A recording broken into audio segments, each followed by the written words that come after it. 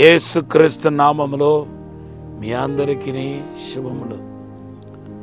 హల్లెలూయా.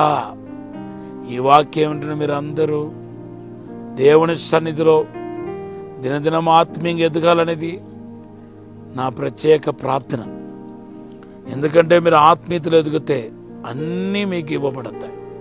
మీరు దేవుని రాజ్యాన్ని వెతికినట్టు మీ జీవితం ధన్యకరంగా మారబోతుంది.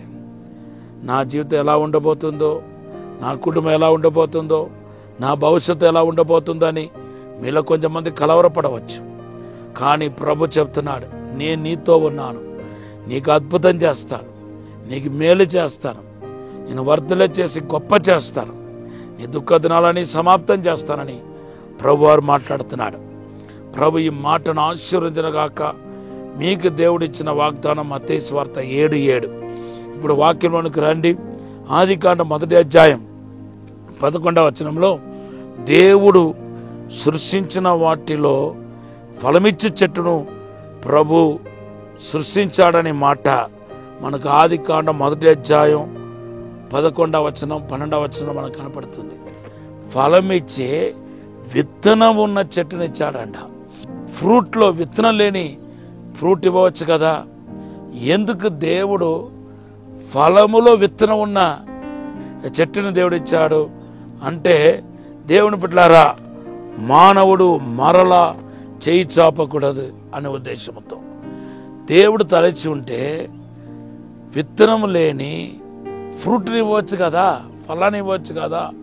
విత్తనం కలిగిన ఫ్రూట్ని ఇవ్వటానికి గల కారణం ఏంటి అంటే, దేవుని బిడ్డలారా, మరలా వాడు అటువంటి ఫలాన్ని పుష్టించడానికి ఆ విత్తనం చాలు, మరలా తనకు తానే పండించగలుగుతాడని ఉద్దేశంతో దేవుడు ఆ విత్తనం కలిగిన ఫ్రూట్ని దేవుడు సృష్టించాడు. విత్తనం కలిగిన ఫ్రూట్ ఇచ్చే చెట్టును దేవుడు పుట్టించాడని మనకు పరిశుద్ధ గ్రంథంలో కనపడుతుంది. ఈరోజు మీ జీవితంలో దేవుని బిడ్డలారా, ఇతరుల దగ్గర మీరు చేయి చాపకూడదు. అదే ఈ ఒక వాక్యం యొక్క అర్థం. నీకు నీవే ఫలించాలి.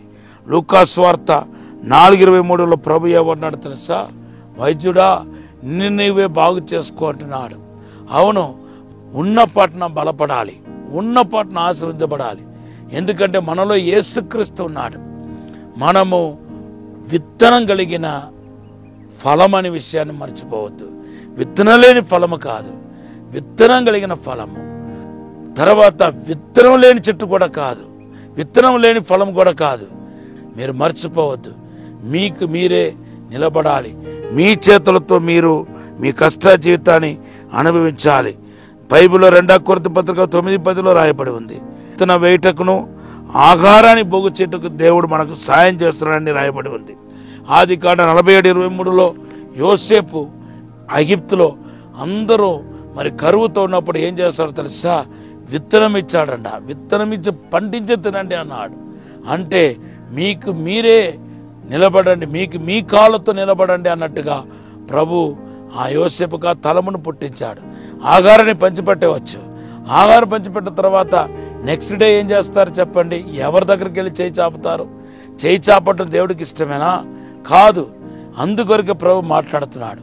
మీకు ఏదైతే దేవుడు ఇచ్చాడో, దేవుని బిడ్డలారా, అవన్నీ నీ కాళ్ళతో నువ్వు నిలబడటానికి, నీవు ఎవరి దగ్గర ఎవరిపైన ఆధారపడకూడదనేది దేవునికి ఉద్దేశం.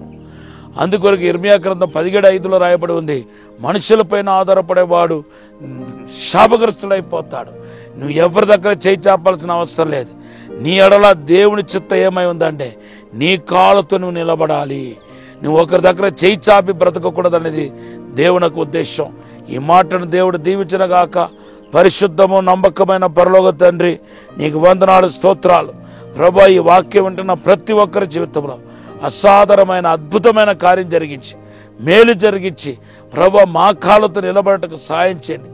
నీ కష్ట జీవితాన్ని పూజిస్తావని రాయబడి ఉంది ప్రభా. తండ్రి, కష్టపడి బ్రతకడానికి సాయం చేయండి ప్రభా.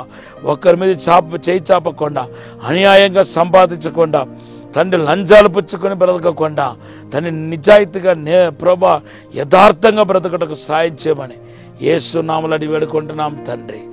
ఆమేన్. Have a blessed day. God bless you.